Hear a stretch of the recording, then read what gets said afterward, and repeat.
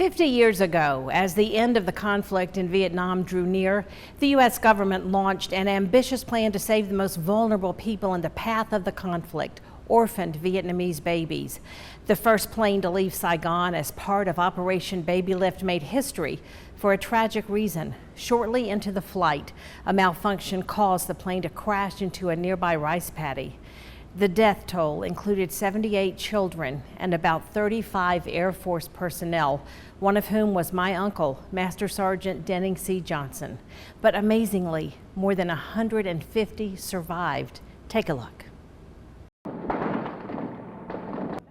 April 1975. It was the final desperate days of the Vietnam War. Saigon was falling, and as the North Vietnamese military advanced, President Gerald Ford ordered the evacuation of South Vietnamese orphans. About 3,300 children left their war-torn nation in the daring mission called Operation Babylift. This is me when I was 5.5 months old with my airlift mother, Karen. It's given me a chance I would have never had. Carol Mason was one of the youngest orphans. Her airlift mother, one of the flight attendants. Another crew member, Ingrid Templeton, says she has thought about the children almost every day and keeps this memento. They were so tiny and they almost stuck to your chest because it was so humid and hot. You know, you just could feel their heartbeat. The orphans, now adults, and those involved in this extraordinary moment in history recently reunited for a special reception at the Cradle of Aviation Museum in Garden City to mark the 50th anniversary.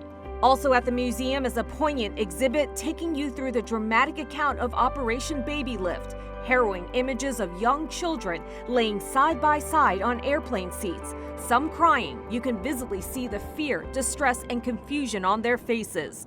The mission actually began with a tragedy. On April 4th, a C-5A military cargo plane, the mission's first flight, crash-landed shortly after takeoff after a door malfunctioned and blew open, leading to mass structural failure.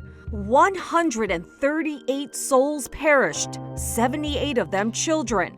But more than 170 survived, including dozens of children. My parents thought I was on the April 4th C-5A that crashed, but then my mom got a call on April 28th that I had landed in San Francisco. Steve Mark was one of the lucky ones, thankful to all who gave him a chance at life, including Pan Am. The now defunct airline played a critical role when it provided the jumbo jets for the evacuation after the military plane crashed.